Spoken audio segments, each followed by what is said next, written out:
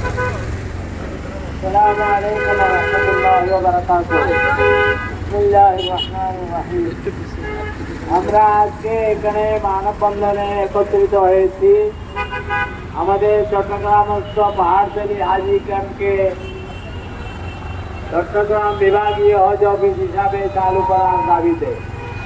আমরা চট্টগ্রামবাসী চাই আমাদের চট্টগ্রামবাসীদের জন্য আমাদের পাহাড়তলী হাজি ক্যাম্প পূর্বের ন্যায় চালু করা হোক। আমরা অধিসত্তর চালু চাই,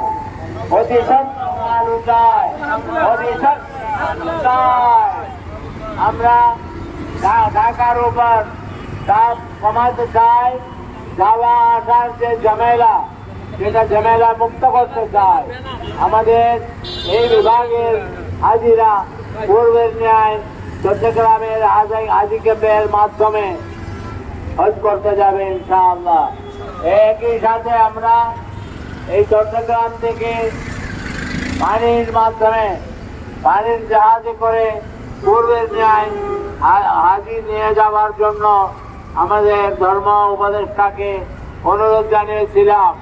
তিনি এটা অসম্ভব বললেও তিনি সেখানে সৌদিয়াতে যাওয়ার পর আলাপের মাধ্যমে বুঝতে পারছেন সুদান ছাড়া আমাদের বাংলাদেশেও এরকম একই ব্যবস্থা পানি জাহাজ দিয়ে নিয়ে যাওয়া সম্ভব।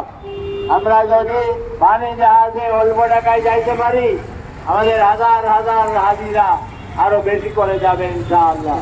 আমরা এটা জানানোর পর এই বছর না পারলেও আমাদের ধর্ম উপদেষ্টা মহোদয় বলেছেন আগামী বছর তিনি জাহাজ ভাড়া করে হলেও যে কোনো প্রকারে জাহাজ নিয়ে মানুষকে নিয়ে যাওয়ার ব্যবস্থা করবেন ইনশাআল্লাহ।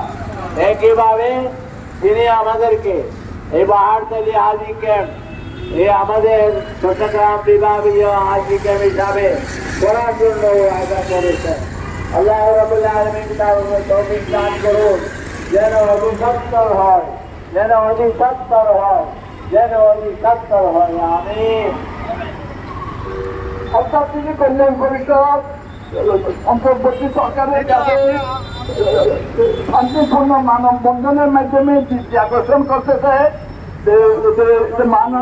মাননীয় প্রধান উপদেষ্টা যাতে সরকারি কল্যাণ পরিষদের শান্তিপূর্ণ মানববন্ধনের প্রতি যাতে দৃষ্টি দেন, যাতে অধিসত্তর পাহাড়তলী হাজি ক্যাম্প চট্টগ্রাম বিভাগীয় হজ হিসেবে চালু করা হয়।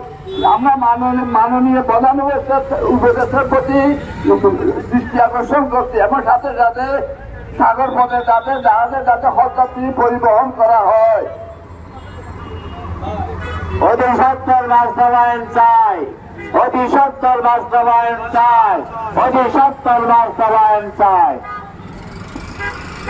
সমাপ্তি ঘোষণা করা হলো।